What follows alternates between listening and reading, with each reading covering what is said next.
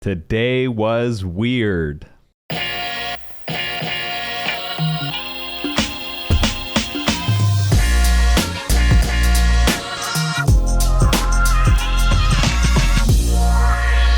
Hello and welcome back to another video. I'm your beautiful host, Young Buffett, and I have my guest host here, Chai. He will help us navigate the markets today. So in today's video, we're going to talk about public sentiment, what people are talking about, what people are buying, what people are selling. We're going to take a look at Max Payne again. It's getting interesting. We're going to take a look at the dark pool. You won't believe the numbers we are about to walk through. So stay tuned. Definitely hit that subscribe button if you're into that kind of stuff.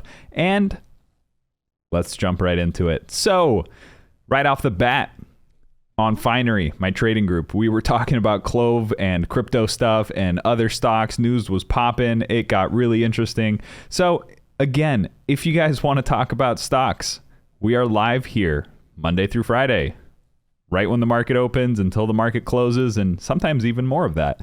But pretty much, link is in the description. Check out Finery. It's like Discord, but only for stocks. I like it better. But Ape Wisdom covers Wall Street Bets, Wall Street Bets New, Wall Street Bets Elite, stocks, stock market, investing, SPACs, options, and day trading subreddits.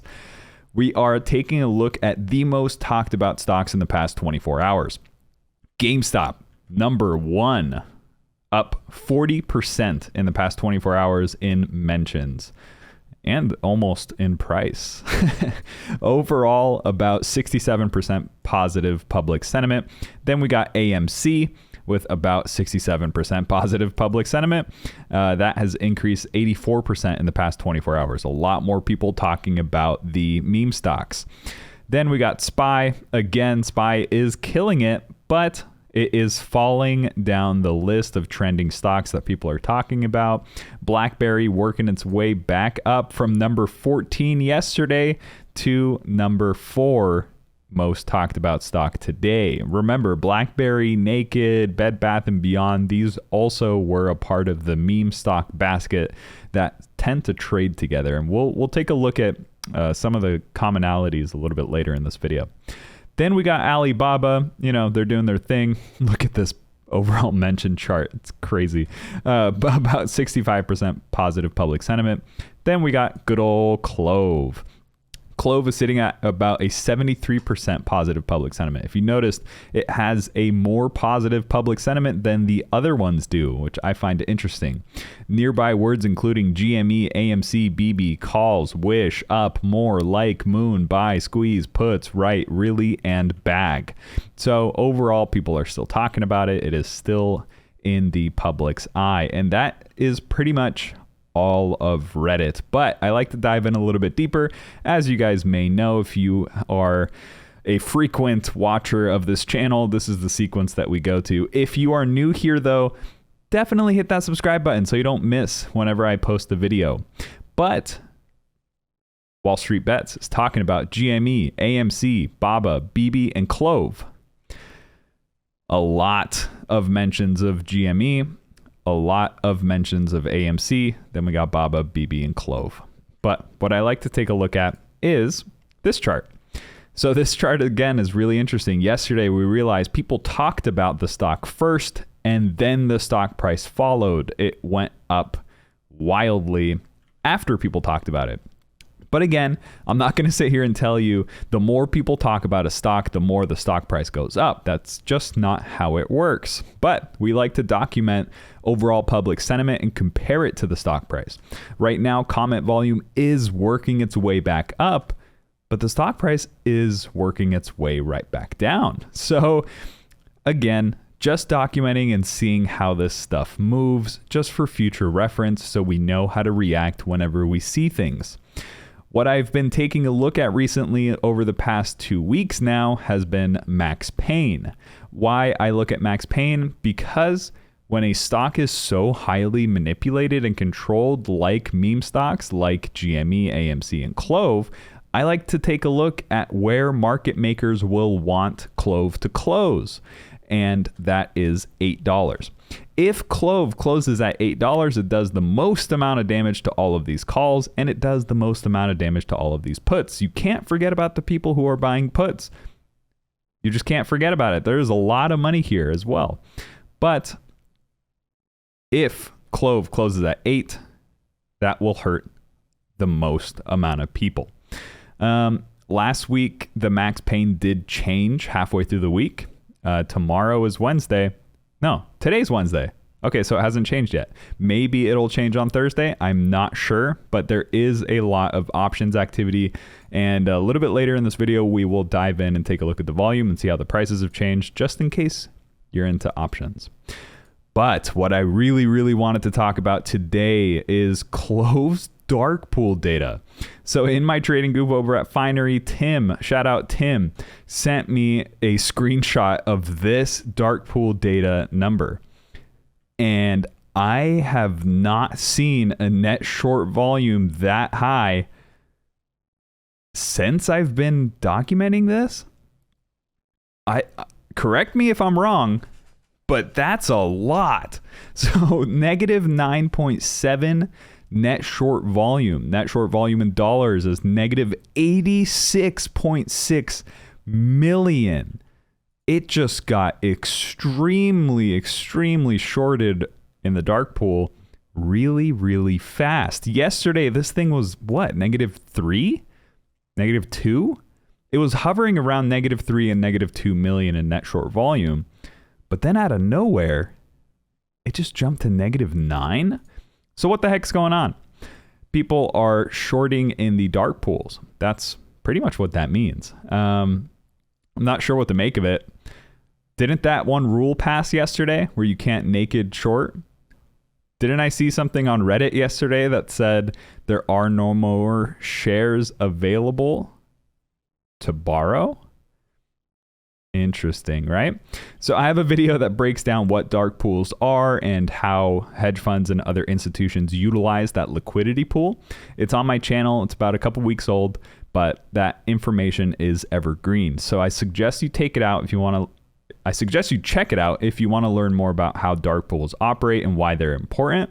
But essentially, they provide liquidity for people who do huge block transactions. And when I'm talking about huge, I'm talking about negative $86 million worth of transactions. So it's very interesting to see how this will affect the stock price.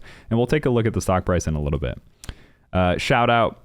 Al Trades posted this 8 hours ago. So these numbers have probably changed, but the Ortex short interest data is going up. The cost to borrow is up, which is good. The short interest is up, which is good. Neither of which actually played a part in why the stock price went up yesterday. Analysts were reporting that the stock move, the meme stock rally that we saw yesterday, that short little blip that we saw, the 30% on GME, the 24% on AMC, and the 9% on CLOV, that wasn't because shorts were covering. That was literally retail jumping back into the stock. So that's very, very interesting. I'm very, very curious to see how it all plays out. Again, we are documenting our journey every step of the way.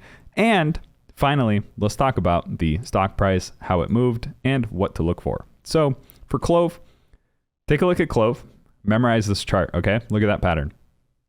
Look at AMC. Look at GME. I could literally change the ticker but keep the chart the same, and you wouldn't know which one's which unless you looked at the price. You saw it opened, it ran up a little bit, then it fell, then it kind of did a little whoop-de-whoop.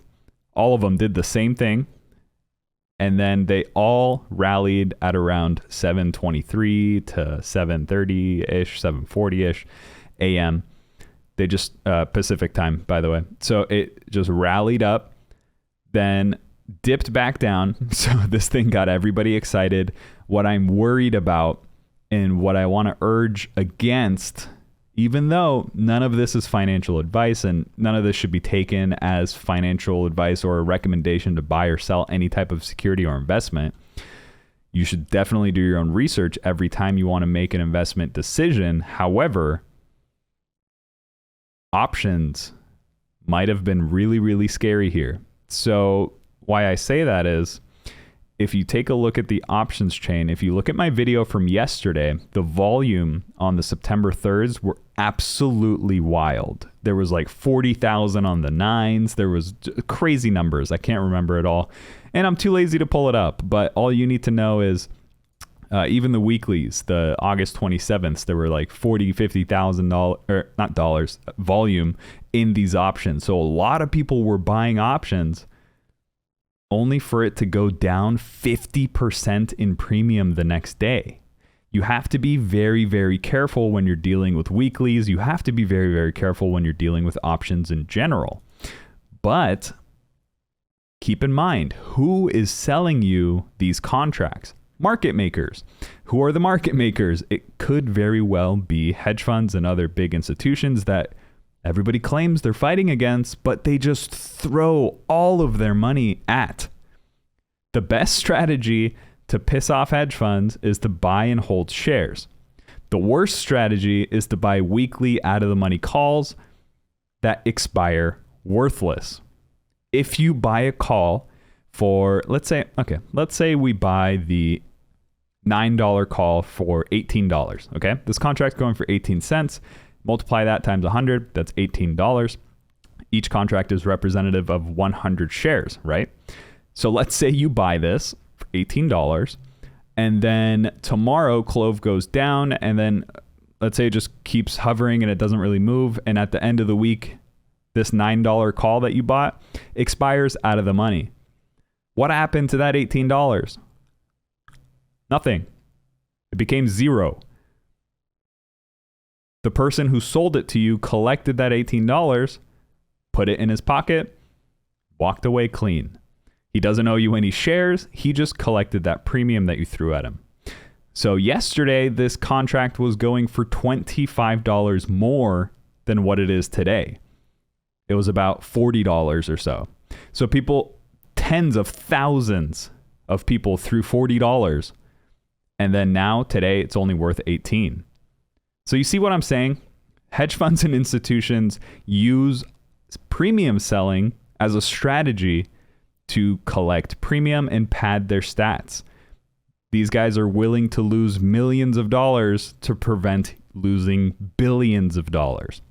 And a strategy to help mitigate that risk is selling premium. So be careful. That's just a word of advice that I have seen time and time again in my close to 15 years of experience watching all this stuff unfold.